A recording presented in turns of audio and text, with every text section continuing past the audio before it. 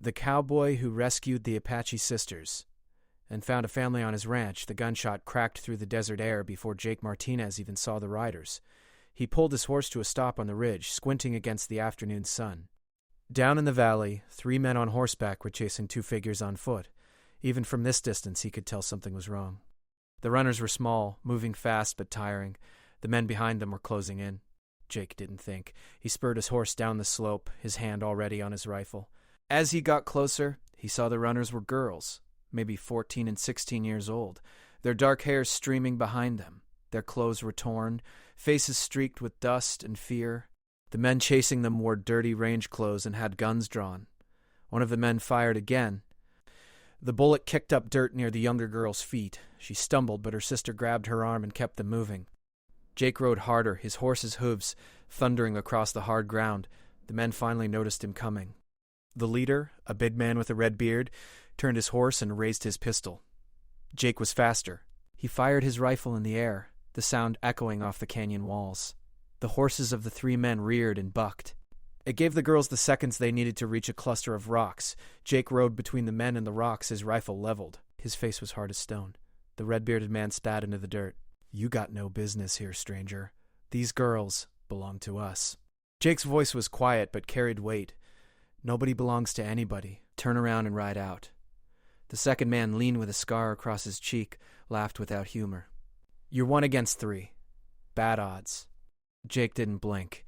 "I'll take my chances." For a long moment, nobody moved. The desert wind whistled through the canyon. Then the red-bearded man jerked his head, and the 3 riders began backing their horses away. But the scarred man's eyes promised this wasn't over. Jake waited until they disappeared over the ridge before turning to the rocks. The girls were pressed against the stone, watching him with wide, dark eyes. The older one held a sharp rock in her hand, like a weapon. She was ready to fight, even though she was exhausted. He held up his empty hands. "I'm not going to hurt you. My name is Jake Martinez. I have a ranch about 5 miles north of here." The older girl didn't lower the rock. She spoke in clear English with just a touch of an accent. "Why did you help us? Because those men were hunting you like animals." "That's not right." The younger girl whispered something in Apache to her sister. The older one studied Jake's face for another moment, then slowly lowered the rock. Her shoulders sagged with relief and exhaustion. "I am Carmen. This is my sister, Rosa. Those men took us from our village 3 days ago. We escaped last night." Jake felt anger burn in his chest. "Where's your family?" Carmen's face went hard. "Gone. The sickness took them last winter. We were living with our aunt, but she died last month. We had no one to protect us when those men came." Jake looked back at the ridge where the men had disappeared. "They'll come back. Probably with more friends. We need to move now." He helped both girls onto his horse. Carmen sat in front, Rosa behind him. They were light, too thin. He could feel them trembling from exhaustion and fear. As they rode toward his ranch, Carmen looked back at him. "Why are you doing this? You don't know us." Jake was quiet for a moment. 5 years ago, someone helped me when I needed it. I'm just passing it forward." The ranch appeared as the sun began to set. It wasn't much, just a small house, a barn, and corrals for his horses. But it was his, and it was safe. He helped the girls down and led them inside. The house was clean but simple. 1 main room with a kitchen, a bedroom, and a loft above. Carmen and Rosa stood uncertainly in the doorway. Jake pulled out a chair at the table. "Sit. You need food and water." He made them a simple meal of bread, beans, and dried beef. They ate like they hadn't seen food in days, which was probably true. While they ate, Jake loaded his rifle and set it by the door. Then he checked his pistol and put it on the table. Rosa noticed. "You think they will come tonight?" Jake nodded. "They want you back. Men like that don't give up easy." "But they won't expect me to be ready." Carmen finished her food and stood. "We should leave. We are bringing danger to you." Jake shook his head. "Sit down. You're not going anywhere. Those men will catch you before sunrise. You'll stay here where it's safe." Rosa's eyes filled with tears. "But why? We are nothing to you." Jake's voice was firm but kind. "That's where you're wrong. The moment I rode down that hill, you became my responsibility. I don't leave people to face danger alone." That night, Jake kept watch from the window. Carmen sat with him while Rosa slept in his bed. Around midnight, Carmen spoke softly. "You lost someone, didn't you?" "That's why you help people." Jake was silent for a long moment. "My wife and daughter." Tolerance 6 years ago. After that, I didn't see much point in anything. Then a stranger helped me when I was at my lowest. Gave me a reason to keep going. So yes, I help people because I know what it's like to need help. Carmen nodded slowly. I understand. After our parents died, Rosa and I only had each other. I would do anything to protect her. Jake smiled slightly. That makes 2 of us now. Just before dawn, Jake saw movement on the horizon. 5 riders this time. The red-bearded man had brought friends just like Jake expected. He checked his rifle and looked at Carmen. Wake your sister. Take her to the loft. Stay low and don't make a sound no matter what happens. Carmen's face went pale, but she nodded. She understood what Jake was preparing to do. The riders came to a stop 50 yards from the house. The red-bearded man called out, We don't want trouble with you, mister. Just give us the girls and we'll ride on. Jake stepped onto the porch, rifle in hand. The girls stay with me. You're the ones who need to ride on. The scarred man sneered. You're a fool. 5 against 1. Jake's voice was ice cold. I guess 5 of you better be ready to die, 'cause I'm not moving. The standoff had begun, and Jake knew only one side would ride away. The red-bearded man raised his hand. Last chance, stranger. We'll burn you out if we have to. Jake leveled his rifle at the man's chest. First one of you who moves toward this house gets a bullet. Test me if you want. The morning sun climbed higher, beating down on the desert. Sweat ran down Jake's back, but his hands stayed steady. He had fought in range wars before. He knew how to read men, knew when they were about to break. These men were used to easy prey, not someone who would stand and fight. Minutes stretched like hours. Then one of the riders, a younger man with nervous eyes, shifted in his saddle. That was all it took. His horse took a step forward. Jake fired. The bullet hit the ground right in front of the horse's hooves. The animal reared, throwing the young rider into the dirt. The other men reached for their guns. Jake worked the lever on his rifle, already aiming at the red-bearded leader. But before anyone could fire, another sound cut through the tension. Hoofbeats, coming fast from the east. 6 riders crested the hill, led by an older man with silver hair and a marshal's badge. Sheriff Coleman reined in his horse between Jake and the 5 men. His voice carried the weight of years of authority. Heard there was trouble out this way. Anyone care to explain? The red-bearded man pointed at Jake's house. That man's harboring stolen property. 2 Apache girls that belonged to us. Sheriff Coleman's face went hard. Stolen property? Last I checked, people can't be property. Slavery ended some time back. The scarred man spoke up, his voice oily. We had a legal arrangement with their guardian. They owe us labor for debts. The sheriff turned to Jake. That true? Jake kept his rifle steady. Their guardian's been dead a month. These men kidnapped these girls 3 days ago. I stopped them from being run down like deer yesterday afternoon. Sheriff Coleman looked at the 5 men. His hand rested on his gun. Boys, I think it's time you moved on. If I see you in this county again, I'll arrest you for kidnapping and attempted murder. The red-bearded man's face went purple with rage. You can't do that. We got rights. The sheriff's voice went quiet and dangerous. You got the right to leave now or spend the next 10 years breaking rocks in the territorial prison. Your choice. The 5 men looked at each other. Without their advantage of numbers, they were just bullies facing real consequences. Slowly they turned their horses and rode away. The red-bearded man looked back once, his eyes promising revenge someday. But Jake had seen that look before. Men like that were dangerous when they had the advantage, but they rarely came back when they knew someone was ready for them. The sheriff dismounted and walked up to Jake's porch.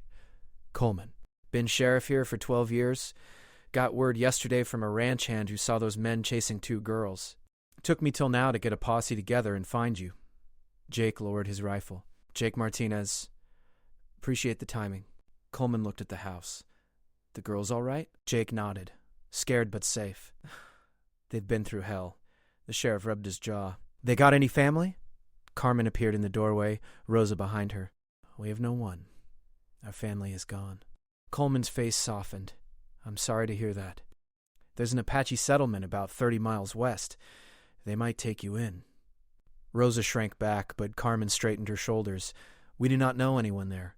We have been living among settlers since we were small children.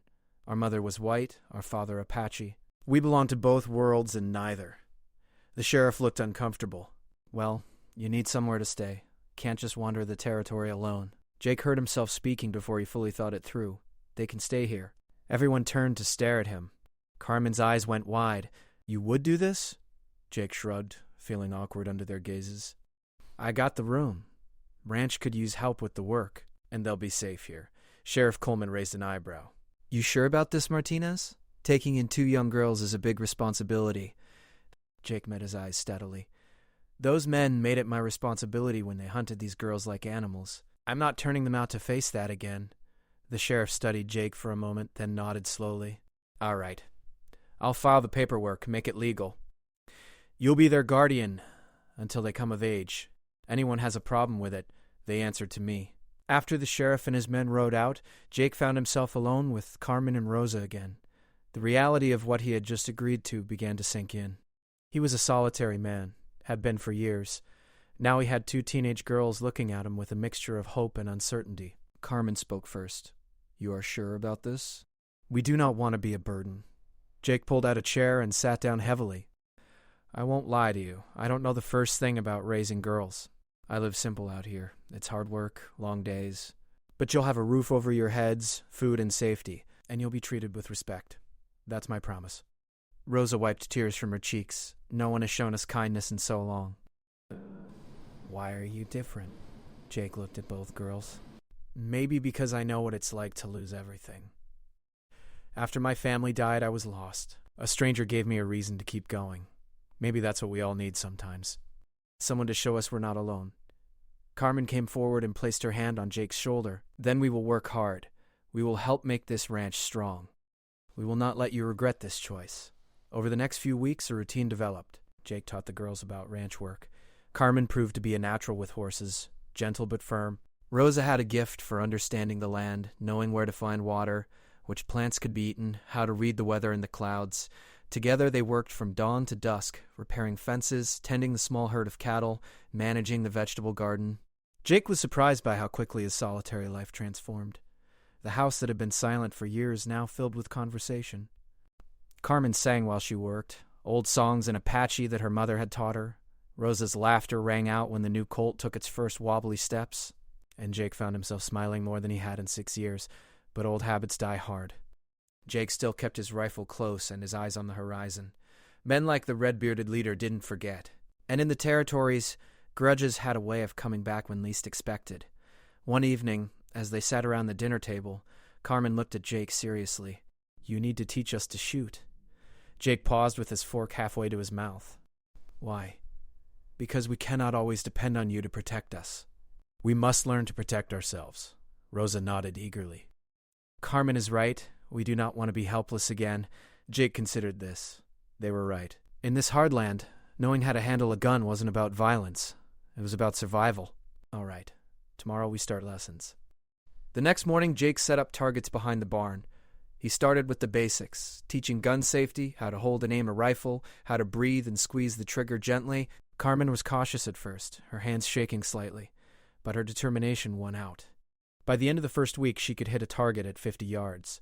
Rosa was younger, but just as determined. She was better with a pistol than a rifle, her smaller hands managing the weight better. Jake watched them practice, feeling an unexpected pride. These girls had been through so much, lost so much, but they refused to be victims. They were survivors, fighters when they needed to be. As summer turned to fall, the ranch prospered. Word spread about the cowboy who had taken in the Apache sisters. Some neighbors were supportive, bringing supplies and offering help. Others were suspicious or disapproving. Jake didn't care what others thought. He had learned years ago that the opinions of small-minded people meant nothing. One afternoon, an older Mexican woman named Maria Rodriguez rode up to the ranch. She ran a small store in the nearest town, about 15 miles away.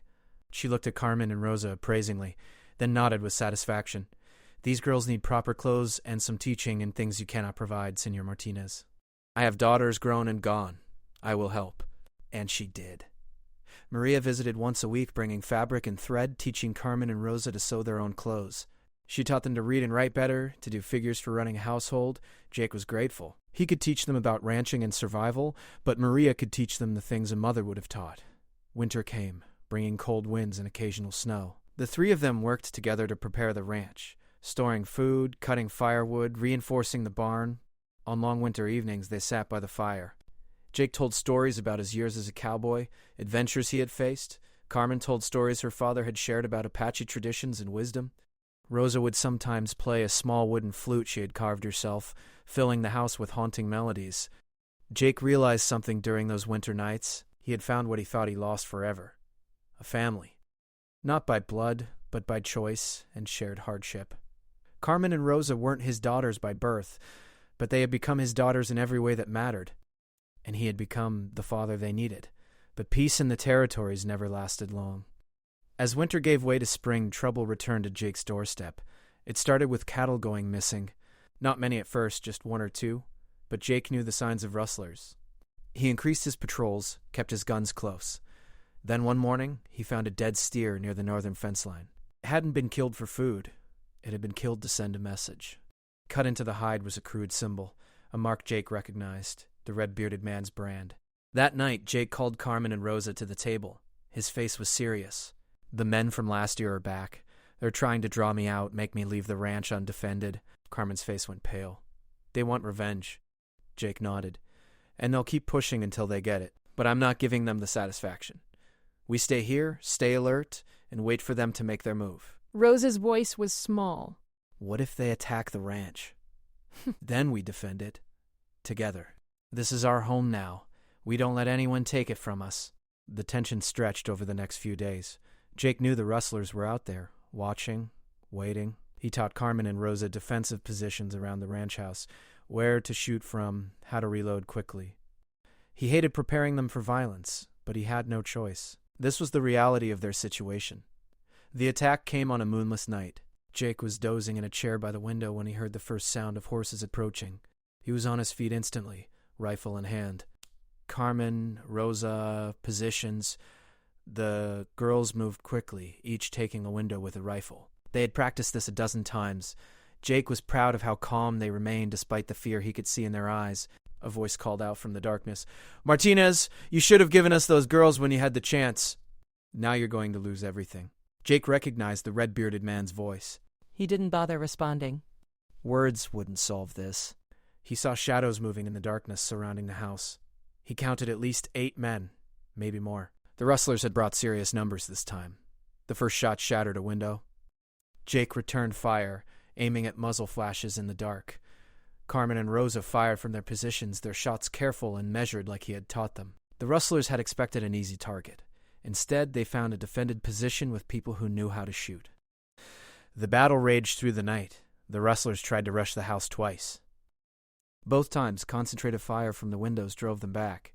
Jake moved between positions, helping Carmen and Rosa reload, making sure they stayed safe. One bullet grazed his shoulder, but he barely noticed. All that mattered was protecting his family. As dawn approached, Jake heard the sound he had been hoping for. More hoofbeats, coming fast. Sheriff Coleman and another posse crested the hill, drawn by the gunfire. The rustlers saw them coming and broke, scattering into the desert. Some weren't fast enough. The posse ran them down. When the dust settled, Jake stepped out onto his porch. The red-bearded man lay face down in the dirt, his reign of terror finally over. Sheriff Coleman dismounted, looking at the bullet-riddled house. "You folks all right?" Jake nodded, suddenly feeling every year of his age. "We're fine. Thanks for the timing, again." The sheriff smiled slightly. "Maria Rodriguez came to town yesterday saying she had a bad feeling. I figured better safe than sorry." He looked at Carmen and Rosa, who stood in the doorway with their rifles. "Those girls can shoot. Had good teachers." Jake's voice was thick with pride. Over the following weeks, the ranch returned to normal. They repaired the damage, replaced windows, patched bullet holes. Word spread about the battle, about how the Cowboy and the Apache sisters had stood their ground against overwhelming odds. Respect replaced the earlier suspicion from the neighbors. People understood now. This wasn't just a cowboy with charity cases. This was a family, bound by something stronger than blood. They were bound by choice, by loyalty, by the willingness to fight for each other. One evening, as they sat watching the sunset, Rosa leaned against Jake's shoulder. "Papa Jake, do you ever regret helping us that day?" Jake looked at her in surprise. It was the first time either girl had called him Papa. His throat felt tight.